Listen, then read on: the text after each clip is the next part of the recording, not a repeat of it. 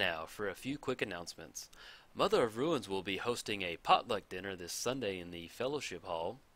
She asks that all participants please keep the human-based dishes to a minimum.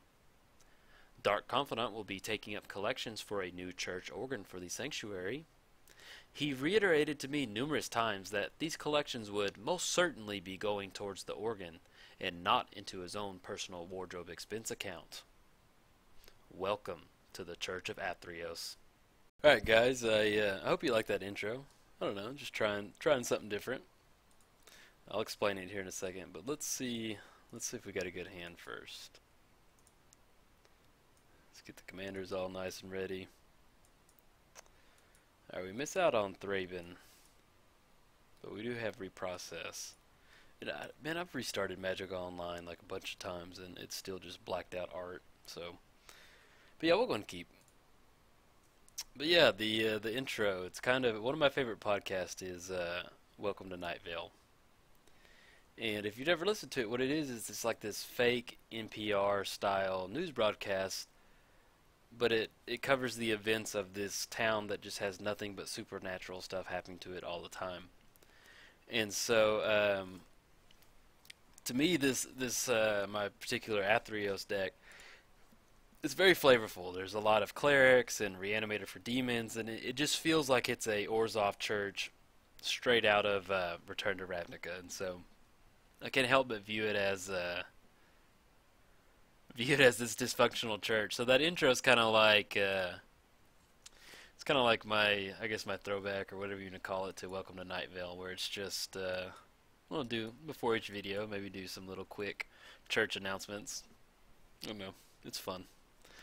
But yeah, this deck, I would put this deck at a solid tier 1 as far as the flavor meta goes. And you know that would depend on the flavor meta in your area, but this is definitely a solid tier 1 or tier 2 flavor deck.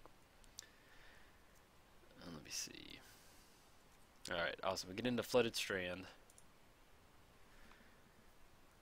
Now if we set up Edgewalker, we'll be able to play Sin Collector, Thraben, Rotlung.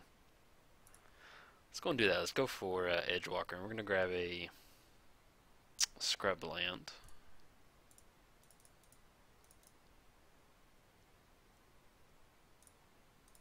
But yeah, as far as this deck goes, so on the lower part of the mana curve, we've got a bunch of clerics, and there's a particular like aristocrat style sacrifice build as far as that goes. And on the higher end, we have some reanimator, and it's only on demons, just to kind of keep with the like the church feel to it.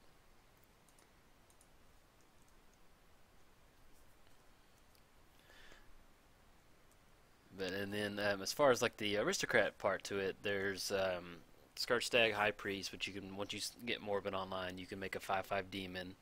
There's we've got Rotlung Reanimator, so whenever a cleric dies, we get to put a 2/2 zombie onto the battlefield. We're also running the Necromancer. I can't remember the first part of his name, but whenever a human dies, you get a 2/2 zombie. So if you get both of those on the field and you start sacking your own creatures, that's a lot of fun, because you start just getting a ton of zombies. So right now, we're going to play Swamp. Ooh, our opponent's stuck on one land. That's not fun. So we're going to play Sin Collector. Eternal Witness. Lightning Greaves. Okay, we've got some time. Hopefully, I always hate it when your opponent's mana screwed, but it happens. So we're going to play Thraben.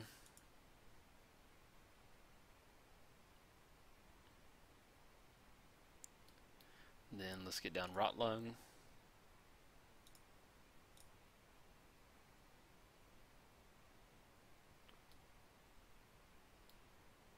Wait, did it play those cheaper than normal, or am I missing something?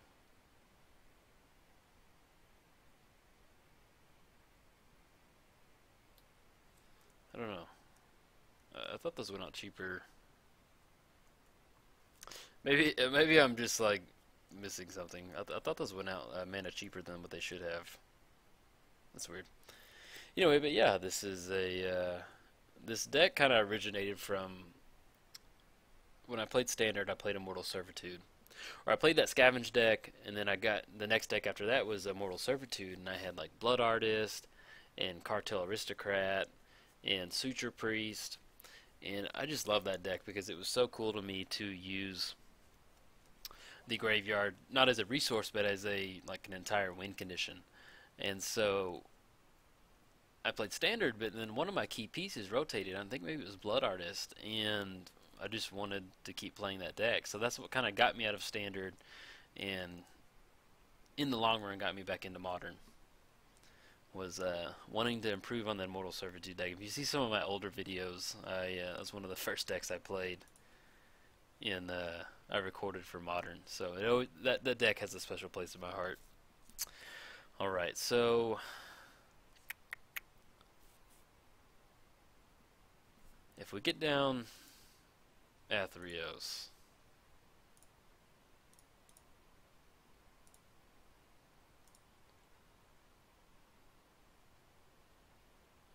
then we can set ourselves up for a really big reprocess next turn. Get down Blunt Throw, and so we have a sack outlet. Let's see if we want to swing into anything.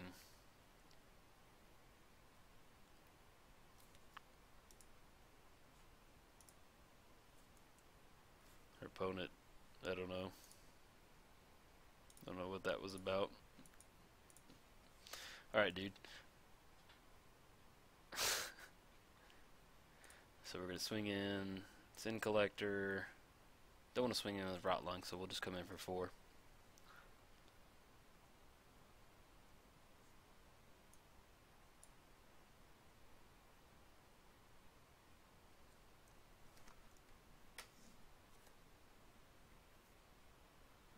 Then we can get down a human with Thraben at the end of his turn too. Thraben Doomsayer.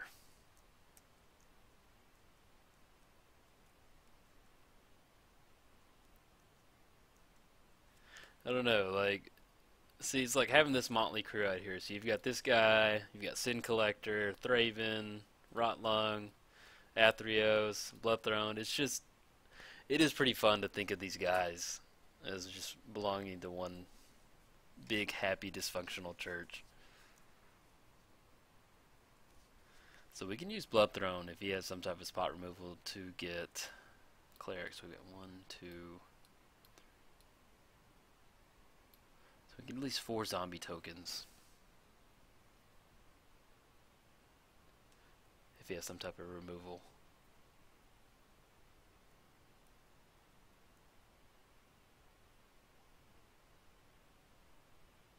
The fun thing about this deck is a lot of the cards just have such good synergy with each other that there's been times where I've never even gotten the commander down, where I'm just, you know, kind of playing to whatever the board is. So if you've never built like an aristocrat style deck, definitely build one. It's a lot of fun. It's kind of like I don't know, you just build like this really cool board state with the cards that are given to you. It's hard to explain if you've never done one like this. It's just lots of fun. So we're going to put down a human. And now we're going to save that for the... Okay, let's see. How do we want to do this? Do you just want to do one big reprocess?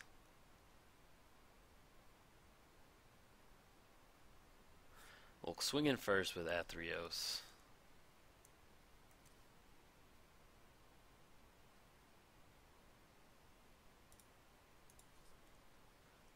Athreos is coming in hot with his big old staff, or whatever that is. He's a funny looking commander. Like, some of the art from Athreos, I don't know, it looks like it's like a 90s like Star Fox boss or something like that. Some of that art in there is kind of goofy looking. Okay, so I'm going to reprocess.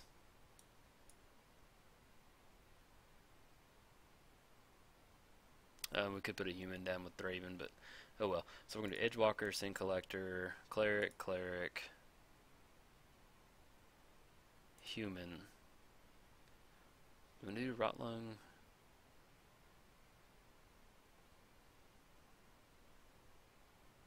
We can do Blood Throne too. Okay, there we go. Put our triggers on the stack. There's a lot of triggers for this deck. And now, let's see if he will pay 3 or they'll pop back into our hand. Oh, nice. Westvale Abbey. Sweet. I've yet to flip the Prince, so I'm excited. Liliana is in the deck too, and she's a lot of fun when you start getting like a big board state like that.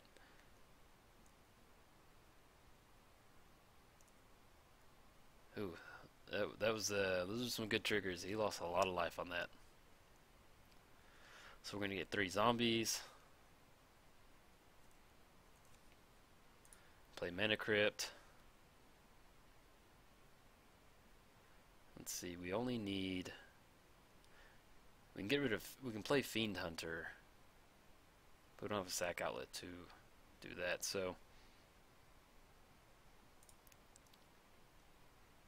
Yeah, we're going to play Fiend Hunter. That way we'll at least lock him down on 1 mana.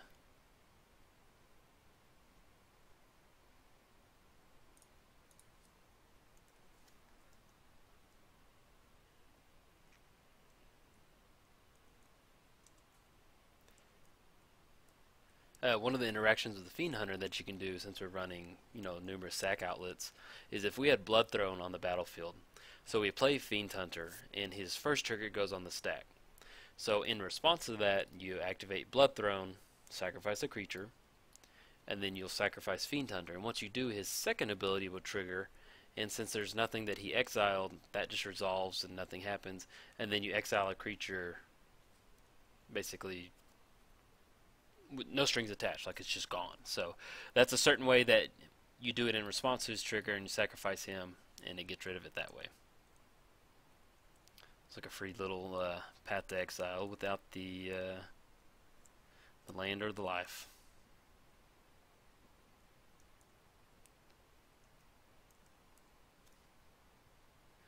And we've got 1, 2, 3, 4, 5. So we'll have enough to activate Westvale.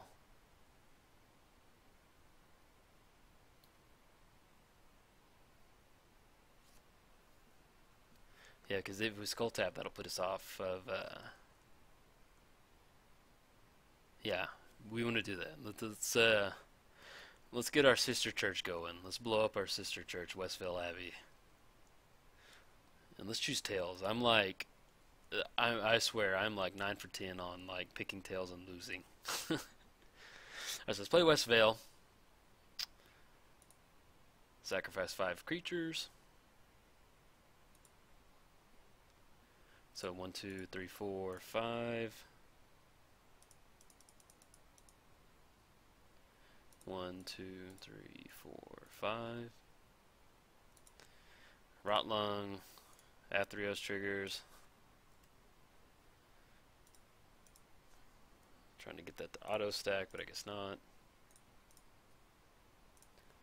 Yeah, you gotta be fast with your clicking. So he gets his creature back. Let's see if he pays for these triggers. Sorry, I'm gonna make this a little bit more presentable for you guys.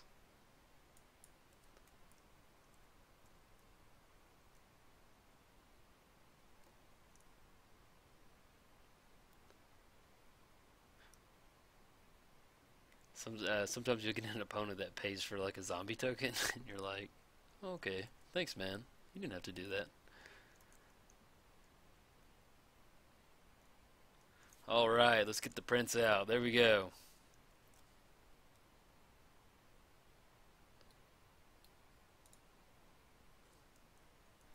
So he's going to come in hot for 9. He's got flying, lifelink.